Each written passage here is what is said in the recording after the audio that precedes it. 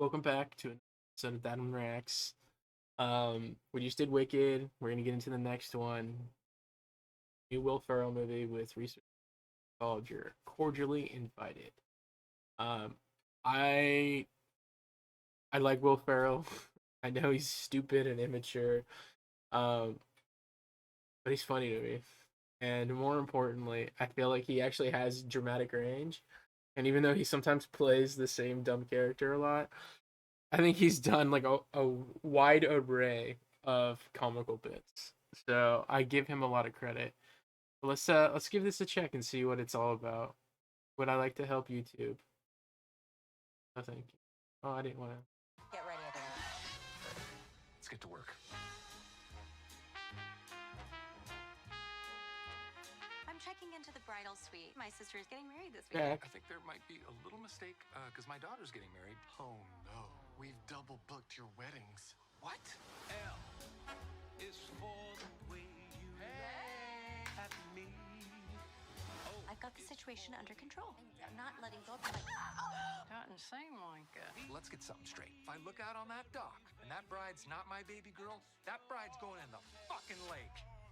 Splish splash, bitch taking a bath. I'm gonna kick your ass, and it's gonna be embarrassing because you're big and I'm little. Oh. Let's just all calm down. Oh, I'm calm. Oh, I'm super calm.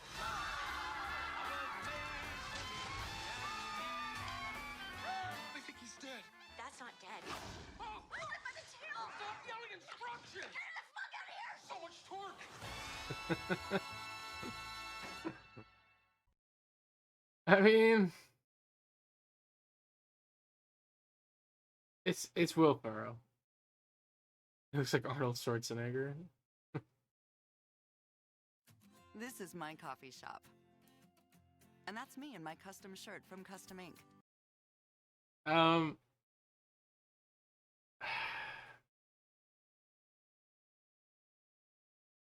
I'm sure people aren't gonna like it. I think they're gonna say it's dumb, but I do. I think Reese Witherspoon has incredible comedy chops. She's funny in most of her movies. Her dramatic roles, she's really good. And you need both. You don't. It can't just go one way or another. It's like you need both sides. But it's literally classic Ferrell.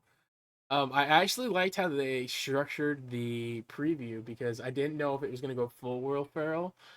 And then so you have the setup, right? Two families arrive at what's probably like a destination wedding event. So this is probably like a lakeside cabin.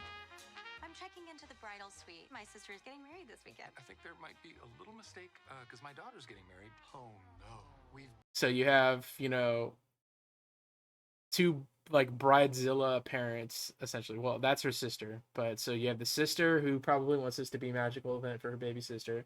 You've got the dad, right, who wants this to be perfect for his daughter. double booked your Jack weddings. Breyer being Jack Breyer. Is for the way you look at me.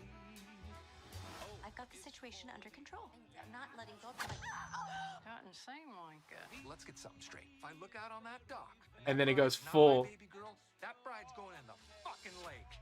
That's where you know it just goes straight full I'm gonna kick your ass. full and Will it's gonna be Ferrell. embarrassing because you're big and I'm little. Oh. And that's good because like it's a small teaser, but so you get like 30 seconds of oh maybe this will just be a cute little like family friendly one to like oh no 40 seconds in this is gonna be a full raunchy just Will Ferrell being Will Ferrell at his best. And then you just go into all the bit gags. Just all calm down. Oh, I'm calm. Oh, I'm super calm.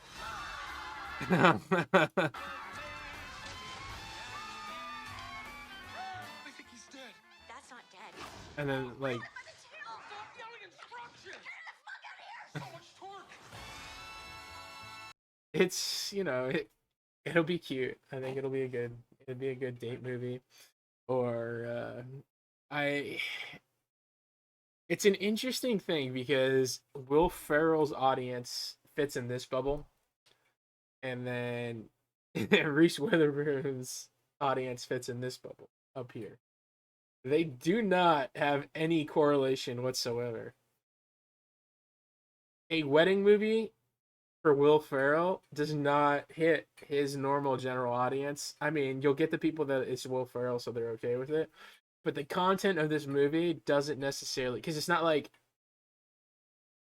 I'm throwing my buddy a bachelor party and we're gonna have a wild time, right? It's not gonna be drunk, drugs, like just wild crap.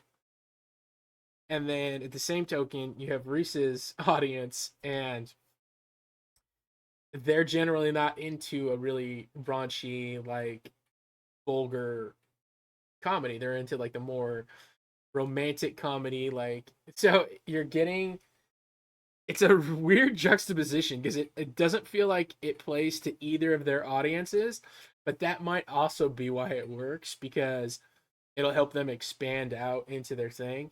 But that might also hurt them, right? Because I think some of Reese's audience will see Will Ferrell and see the crudeness of it and might not be like into it. And then at the same token, Will Ferrell's audience is going to look at it and go, "It's a movie about a dad trying to throw a wedding. Maybe I'm not going to be into it." Like the content juxtaposition for either one actually kind of hurts them.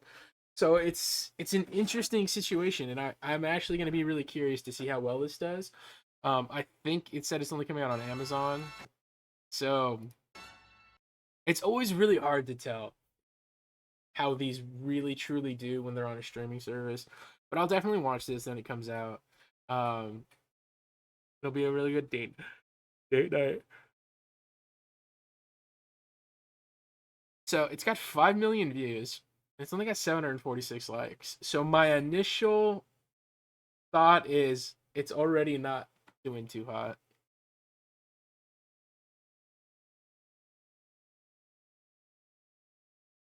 Hater don't play shit.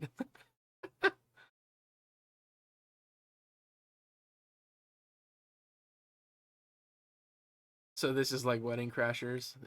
I doubt it's going to be like Wedding Crashers at all. And that's what I was saying where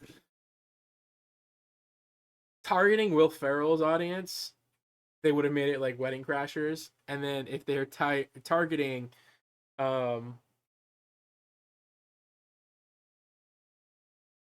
Reese's audience, they're making Sweet Home Alabama, which somebody else, yeah, so somebody else kind of referenced that, right? So those movies are in opposite directions, and then somehow this kind of falls in the middle, but it falls in a middle circle that I don't even think has overlap in either direction. Um,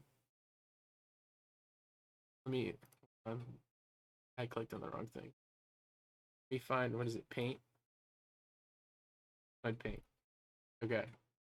Because I got to try and describe this the best I can. So you have Will Ferrell's audience, you have Reese Witherspoon's audience, you have this movie, right? The issue is these two gaps right here, because this is just empty space. And if the movie plays here, right, it doesn't. I feel like it doesn't go into either of their audiences very well. I could be wrong, but just off my base assumption of how I know movies to be made and how movies get marketed, um, what they wanted is it to be Will Ferrell's audience, Reese's audience, and then the movie, like this, so that the movie is getting some of Will, some of Reese, and then the movie's success in between, right? It doesn't look like it's playing like this. It looks like it's playing more like this one up here. And the W here. Will, Reese. this is this, this is where we're at today. Drawing an MS Paint about a Will Ferrell movie. But this to me feels like this is how this movie, marketing wise, looking at the comments, looking at 5 million people and only 746 thumbs up. I'm not gonna thumbs up it. Um, so like, to me, some actors do have a.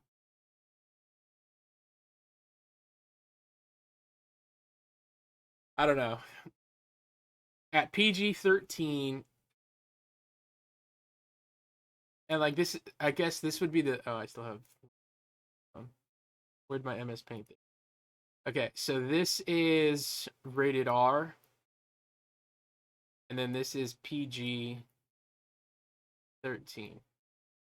Okay. So the issue between the two is this is the market share on a rated R movie is already drastically lower. Okay. I'm gonna drastically lower. Perfect. As to where the market for a PG-13 movie is drastically higher. And so let's say you had $1 billion a year, and then these are just really lowballed. I'm just doing this as an example.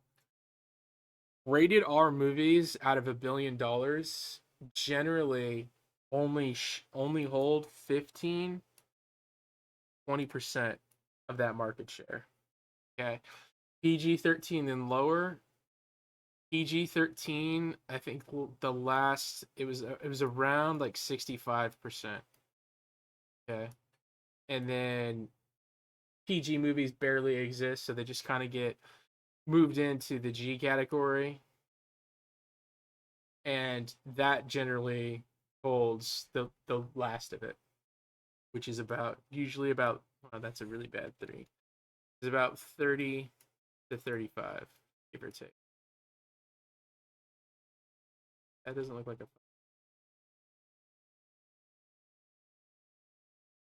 dude. That's really hard. Okay, so a G movie holds about 30% of the market share, and I know these numbers don't accurately add up, but it wanes. It goes to and fro.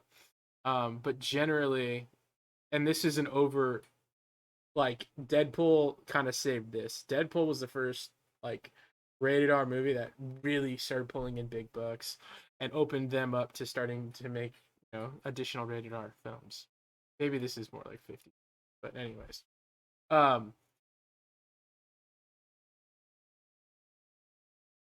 change this. And honestly, G movies might actually even hold a bigger market share right now, but I don't. Let's smaller. I don't want it to be small. All right, so let's say that's 55% for PG. G holds 30. That's about 85. So I mean, that's kind of accurate. The issue is the amount of this percentage that wants to go see a Will Ferrell movie is probably staggeringly under 5%. Reese Witherspoon, out of her PG-13, it's actually a higher percentage of about 25 to 30%. The reason for that is the demographic of R-rated moviegoers is male. The demographic of PG-13 and romantic comedies is entirely women, and it's like at a staggering like 90+%. The last numbers I saw. So, first of all, these two numbers don't add up to 100.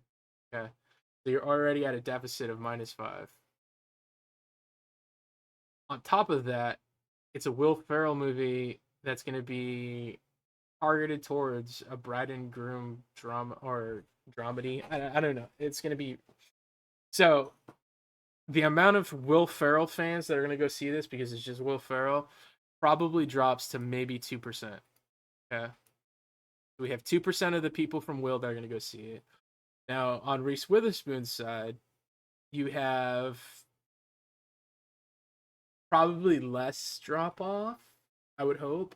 But because Will Ferrell is in it and it's going to be a rated R raunchy, I think it actually might push more people away. So let's say out of her loyal fan base, you only really get 10 to 15%. Okay. So if you're only getting 10 to 15% here, 2% here, you're not even retaining 20% of these two markets. So the reality is this movie is not going to gross 100 million. if it came out in theaters, it wouldn't gross 100 million. It would struggle to gross 50 million. Like, this is where your movie ends up making like 25 to 30 million, because that's kind of where it is. And this is where, breaking it down like this, it actually does correlate, because if you look at it, this would make, I mean, and I think it would struggle to make this much.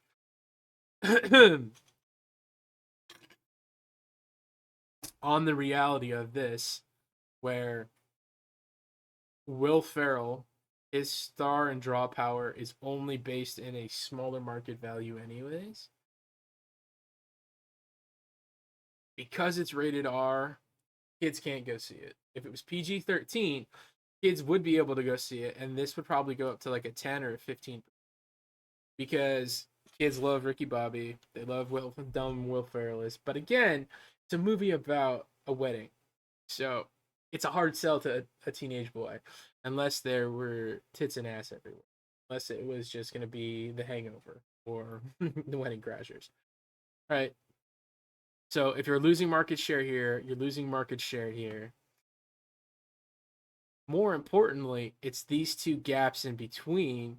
So that's where his 5% and her potential 25% draw power in their potential markets has that huge gap right here on both sides, because it doesn't appeal to his audience. It'll appeal to some of her audience, but probably less than they would like.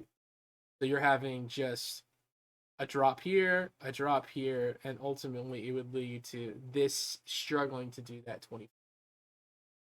20. Especially just from the trailer alone, and the fact that out of 5 million people, let's pull the calculator.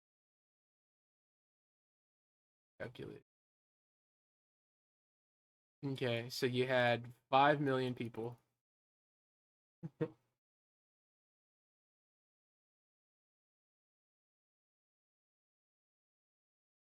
many likes did it have?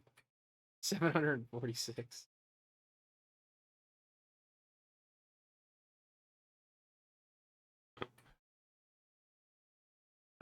That's a lot of people to not engage positively with your film. Even more so, there are only 41 comments. That's not a lot. That means the only people that are saying anything are people that are probably making a joke about it. The guy in the middle is Jackman Burke. Like,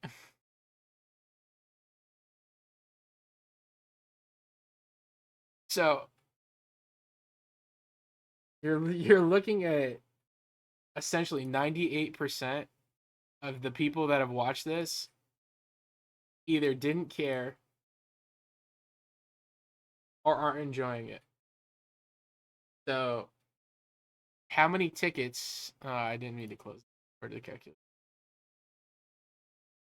So, let's say 5 million people go to see this movie. We'll do the average ticket price at 15. Okay, that's 75 million.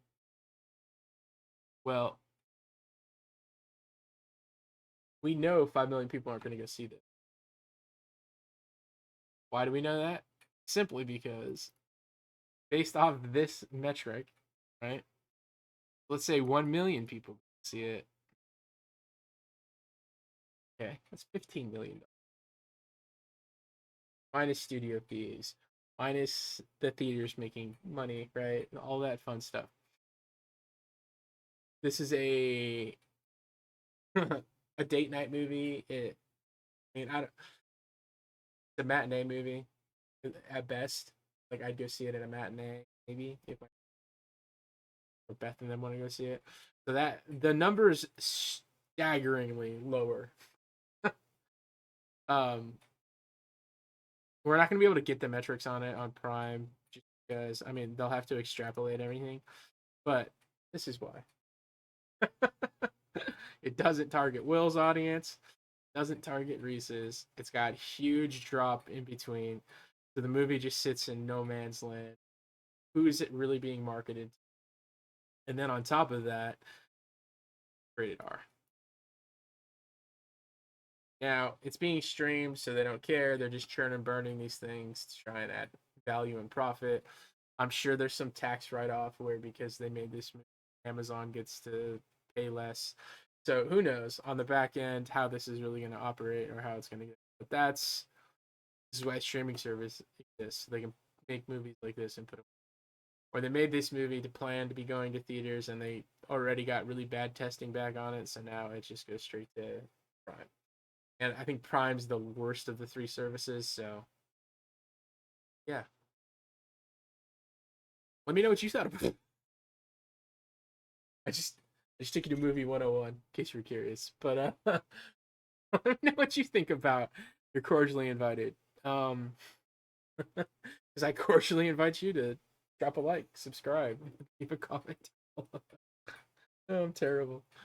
So dumb. Anyways, hope you've enjoyed. Most importantly, 9%.